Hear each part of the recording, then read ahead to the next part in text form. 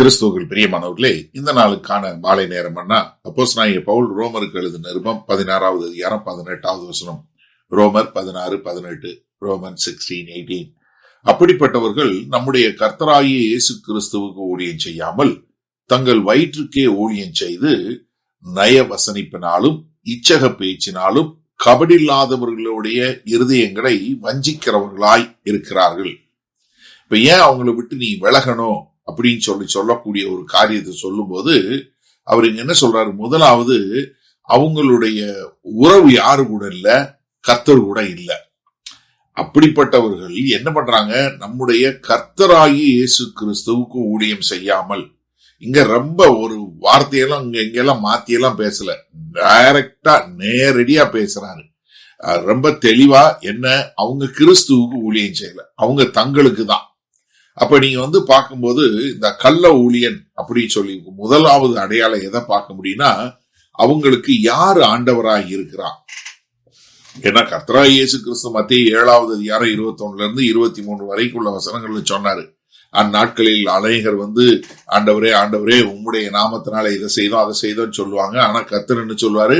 நான் உங்களை ஒரு காலும் அறியேன் என்று சொல்லக்கூடியதாக. இவங்க யாருக்கு ஊழியம் செய்யறாங்க? தங்கள் வயிற்றுக்கே ஊழியம் செய்யறாங்க. யாரு? கர்த்தருக்கு அவங்க ஊழியம் செய்யல, வயிற்றுக்கு.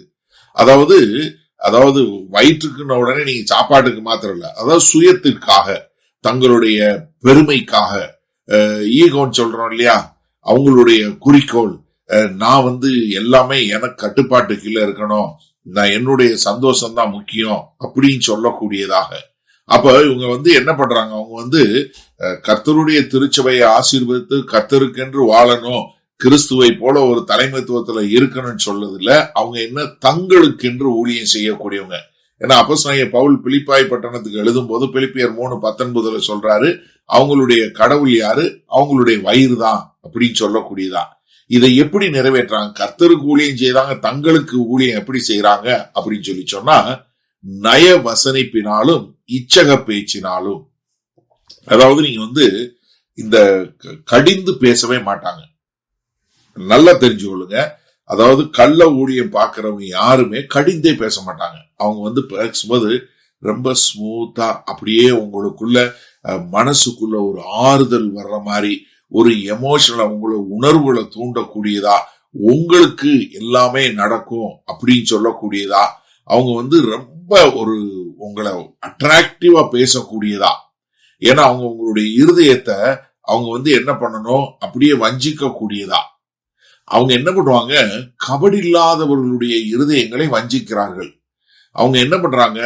கபடி இல்லாதவங்க, நிலை இல்லாதவங்க, தேவனுடைய வார்த்தையில வேரூன்றாதவர்கள், அவங்க தேவனுடைய வார்த்தையை புதுசா புதுமையா அறியாதவங்க, ஆவிக்குரிய முறையில இன்னும் முதிர்ச்சி பெறாதவர்கள், இப்படிப்பட்டவர்கள். அதனாலதான் பிலிப்பியர் எபேசியர் 4வது அதிகாரம் 14வது வசனம் சொல்லும் போது, எப்படி அவங்க கடல் அலைக போல இங்கே அங்கே அலைக்கழிக்கப்படுவாங்க அப்படின்னு சொல்லக்கூடிய ஒரு காரியத்தை சொன்னார். சரி, இப்போ இந்த வசனத்தை நம்ம எப்படி எடுத்துக்கொள்வது? நீங்க நல்லா புரிஞ்சு கொள்ளுங்க. ஒருத்தர் ஒரு செய்தி சொல்றாருன்னா அவர் எதுக்காக சொல்றாரு, அவருடைய குறிக்கோள் என்னன்னு நம்ம முதல்ல புரிஞ்சு கொள்ளணும். பகுத்தறியக்கூடிய தன்மை நமக்கு வேணும். ஏன்னா இன்றைக்கு அநேகருக்கு இந்த டிசர்ன்மெண்ட் என்று சொல்லக்கூடிய பகுத்தறியக்கூடிய தன்மை இல்லை. ஏன்னா பொய்யான போதகர்கள் என்ன பண்ணா, நல்லா பேசுறது போல இருக்கும், ஆனா அவங்க எதற்காக செய்யறாங்க என்று சொல்லக்கூடியதா. ஏன்னா நீங்க நல்லா கவனிங்க. நம்ம ஒரு ஊழியர் செய்யறவங்களுக்கு ரெட்டிப்பான கனம் கொடுக்கணும், அவங்களுக்கு கனப்படுத்தணுங்கிறதுல எந்த சந்தேகமும் கிடையாது. ஆனா நீங்க அவங்க எப்படிப்பட்டவங்கன்னு முதல்ல பகுத்தறியக்கூடிய மக்களா இருக்கணும். அதாவது நீங்க பகுத்தறிவது என்பது அவங்கள சந்தேகப்படுறது இல்ல, அதாவது ஆவிக்குரிய முறையில் நீங்க எப்படி உங்களை பாதுகாத்துக் கொள்றீங்க. ஏன்னா இதை எப்படி நம்மளால வர முடியும்னா, உங்களுக்கு வேத வசனத்தை பகுத்தறியக்கூடிய தன்மை வரணும். நீங்க வசனத்தை எந்த அளவுல நீங்க உங்களை வளர்த்து கொள்றீங்களோ அப்பதான் உங்களால என்ன பண்ண முடியும், உங்களுடைய எண்ணங்களை பாதுகாத்துக் கொள்ள முடியும். அண்ணே எனக்கு ஒண்ணுமே தெரியாது அப்படின்னு சொல்லுவது சரியான காரியமே கிடையாது. அப்போ உங்களுடைய எண்ணம், உங்களுடைய சிந்தை, இது எல்லாமே எதுல வேரூன்றப்பட்டிருக்குன்னா, தேவனுடைய வசனத்துல ஊற்றப்பட்டிருக்கணும், நல்லா ஊன்றப்பட்டிருக்கணும். அப்ப என்ன, ஒரு கிறிஸ்டியனாக வாழுகிறவன் என்று சொல்ற கூட ஒரு நல்ல மோட்டிவேஷன் இல்ல, நல்ல காமா பேசுறது இல்லைங்க. அதே சமயத்தில் கடினமா பேசுவது இல்ல, மாறாக என்ன நோக்கத்திற்காய் இவங்க செய்யறாங்க அப்படிங்கறத புரிஞ்சு கொள்ளணும். அப்ப எனக்கு அருமையானவர்களே, நம்ம ஏன் காலையிலையும் மாலையிலையும் ஒவ்வொரு வசனமும் சொல்லி கொடுக்கிறோம்னா, நீங்க இந்த வேத வசனத்தை பகுத்தறிந்து ஆராய்ந்து கொள்வதில் வளரும் போதுதான் உங்களுடைய எண்ணங்களை நீங்கள் பாதுகாத்துக் கொள்ள முடியும். செய்வோமா? வல்ல பிதாவே, இதோ கலகம் கொண்டு வரக்கூடிய, வஞ்சகிக்கக்கூடிய கள்ள ஊழியர்களை விட்டு விலகு என்று சொல்லிவிட்டு அவர்களை எப்படி அறிந்து கொள்ள முடியும்? அவர்கள் தங்களுக்கென்று ஊழியம் செய்கிறார்கள், கிறிஸ்துக்கென்று ஊழியம் செய்யவில்லை என்பதை புரிந்து கொண்டு, ஆண்டவரே, நாங்கள் வேத வசனத்தில் வளர்வதன் மூலமாதான் மற்றவர்களை பகுத்தறிய முடியும் என்பதை அறிந்திருக்கிறதுனால உங்களுடைய வார்த்தையில் நாங்கள் இன்னும் அதிகமாய் வளர எங்களை ஒப்புக் கொடுக்கிறோம்.